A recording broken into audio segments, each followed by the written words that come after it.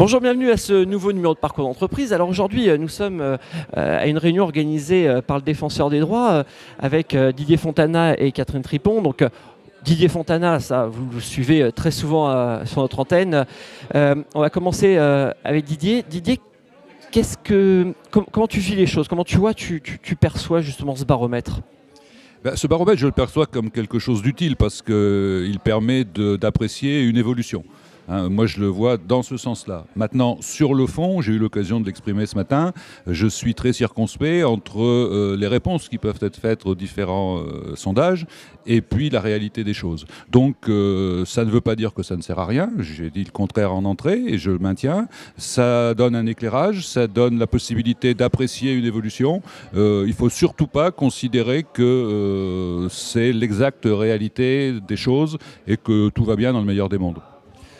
Pourquoi c'est pas l'exacte réalité? Parce que à la fois les gens peuvent mentir sur un sondage ou tout simplement parce que dans les faits, lorsqu'on est dans l'entreprise, on n'a pas le temps d'y penser? Non, le temps d'y penser, on l'a. Quand on veut penser à quelque chose, on trouve le temps. Ça, je ne pense pas que ce soit la bonne réponse. En revanche, je pense qu'on essaie tout simplement de dissimuler la réalité, par sa propre réalité même souvent.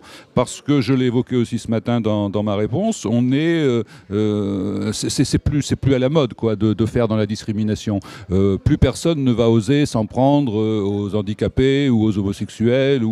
Voilà, ça se fait plus.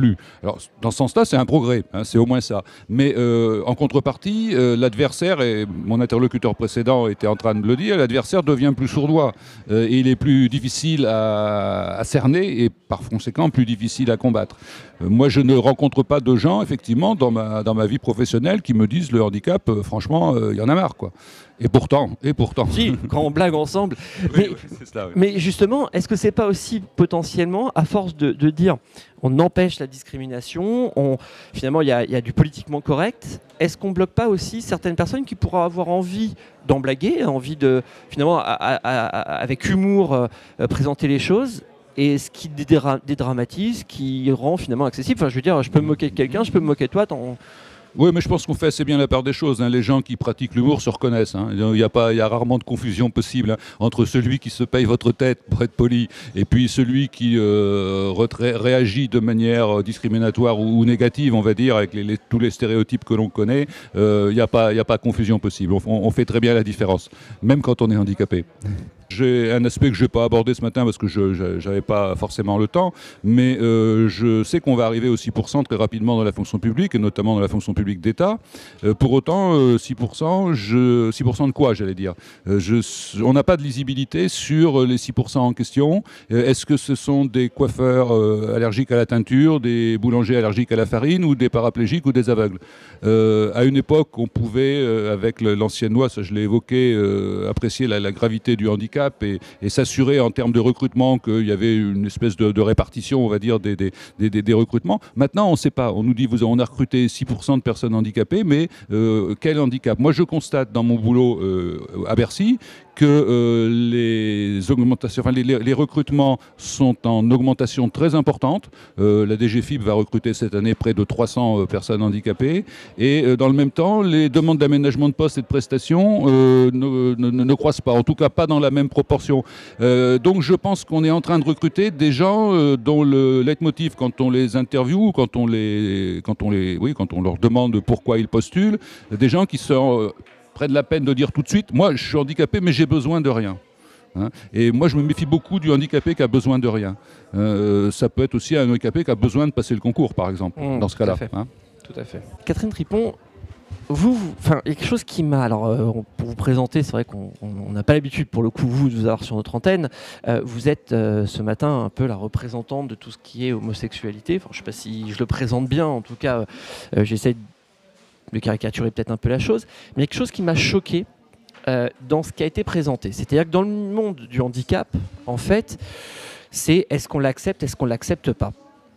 Dans le monde de l'homosexualité, j'ai noté un élément supplémentaire, c'est est-ce qu'on vous fait chanter ou est-ce qu'on vous fait pas chanter? Finalement, est-ce qu'il y a une certaine violence ou est-ce qu'il n'y a pas une certaine violence? Je veux dire, j'ai jamais entendu dire que, par exemple, une personne en situation de handicap s'était fait casser sa voiture ou on le menaçait de le dénoncer auprès de la direction. Vous, c'est quelque chose quand même qui apparaît clairement aujourd'hui comme un élément important.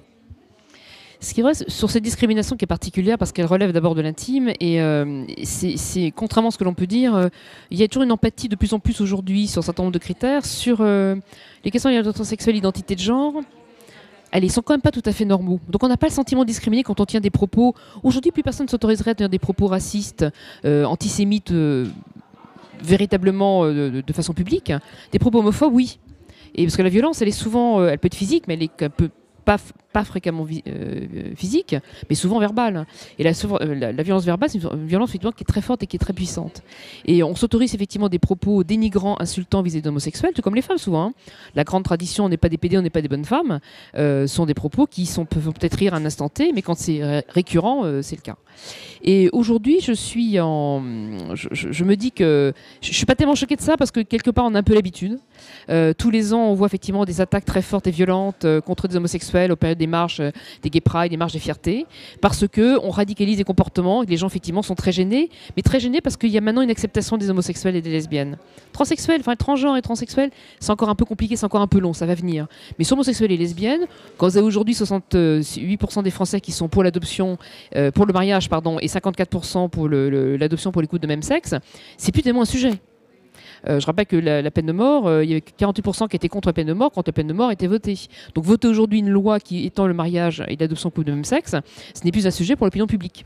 Et en même temps, on trouve bien des comportements effectivement violents. Mais ils ne sont pas majoritaires. Vous aurez toujours des gens qui seront antisémites, racistes, homophobes. Vous n'aurez pas de gens handiphobes. On ne déteste pas les personnes handicapées. On est très gêné par ça. On projette des choses, des préjugés sur une incompétence a priori. On a besoin d'avoir un regard, un effet miroir. Je ne voudrais pas être comme lui ou comme elle. Donc c'est ça aussi qui est le vrai rejet. Mais on ne déteste pas la personne. Simplement, on ne veut pas la voir. Voilà, on sort du périmètre. Alors qu'on déteste les homosexuels et les lesbiennes parce qu'ils font référence à quelque chose d'une tradition judéo-chrétienne. Voilà, l'homme et la femme mariés, les enfants. On réduit une sexualité, ce qui est un point peu important. Avant tout, on aime un être humain, c'est une sorte de respect de personne, une sorte d'amour. Un individu aime un autre individu, qu'il aime un noir, qu'il aime un blanc, qu'il aime un jaune, qu'il aime un homme, qu'il aime une femme, il aime un individu. Et c'est ce respect-là qui est important. Ce qui me paraît essentiel, on ne va pas changer la société. La société, elle évolue, elle a beaucoup évolué. Le regard qu'on a aujourd'hui sur la femme seule, la femme divorcée, n'est pas celui qu'on portait encore il y a 30 ans. Le regard sur les couples binationaux aujourd'hui, avoir un homme et une femme, l'un noir, l'autre blanc, surtout homme noir, femme blanche, c'est dans ce sens-là, encore ça passe beaucoup mieux. Donc la société, elle évolue. Aujourd'hui, les enfants, vous avez 200 000 enfants qui vivent avec deux papas, deux mamans. À l'école, vous avez deux papas qui viennent chercher leur fils, et puis vous avez un papa qui vient chercher son autre fils, et le petit Mohamed, ses petits copains s'appellent Nicolas, François, Yacine, et peut-être que le petit François Yacine, il a deux papas qui viennent le chercher. Donc on est dans la norme aujourd'hui. Ce qui est important, on ne demande pas à la société, dans le sens emploi, travail, de dire c'est bien, c'est pas bien. On dit simplement, nous demandons une neutralité. Et que dans le cadre du travail, ce que l'on ressent et ses convictions personnelles ne servent pas à rejeter quelqu'un au prétexte que cette personne ne nous convient pas. C'est juste un travail de protection, c'est que ça doit être un endroit de neutralité, c'est ça qui est important. Et sur les questions de handicap aujourd'hui, c'est l'accès physiquement au savoir qui ne va pas. Mais on dira tout ce qu'on voudra, mais l'accès à l'enseignement secondaire, même c'est la charte de l'université de 2008, l'accès à l'enseignement supérieur, au lycée technique, les lycées professionnels, les CFA, il y a un gros travail à faire. Il n'y a que l'AFPA aujourd'hui qui a fait un vrai boulot là-dessus. Véritablement. Donc l'enjeu aussi, c'est la formation initiale et la formation continue tout au long de la vie, où il y a quand même des budgets de formation qui sont extrêmement importants. Je rappelle quand même que les collectes des OPCA avec les syndicats, les conseils régionaux qui sont des gros financeurs, aujourd'hui c'est aussi la formation. On recrute quelqu'un en situation de handicap, très bien, il est en entreprise, parfait. Il va faire toute sa carrière au même endroit, il va plus bouger. Elle est où la formation? Elle est où l'évolution de carrière? Et est-ce qu'un jour on verra effectivement quelqu'un qui a un certain talent rentrer dans l'entreprise et puis le retrouver 10 ans, 15 ans, 20 ans plus tard, un poste clé de management? Ça, j'en suis pas convaincu. À 90% aujourd'hui, voire 95% non. Donc là aussi, c'est le côté bisounours qu'évoquait effectivement M. Fontana tout à l'heure. C'est pas parce qu'on atteint son quota de 6 qu'on est bon. C'est plutôt aujourd'hui. C'est de la même façon que c'est la mesure. Savoir combien j'ai de noirs et d'arabes dans ma boîte, c'est pas important. Est-ce qu'ils sont tous manutentionnaires? Est-ce qu'aujourd'hui il y en a dans l'évolution de carrière? C'est ça qui est important. C'est pareil pour tous les critères. En tout cas, on voit qu'il y a plein de sujets qui se rejoignent. Quoi qu'il en soit, merci de nous avoir suivis sur le www.bloghandicap.com et sur l'ensemble de nos sites partenaires. À bientôt, au revoir.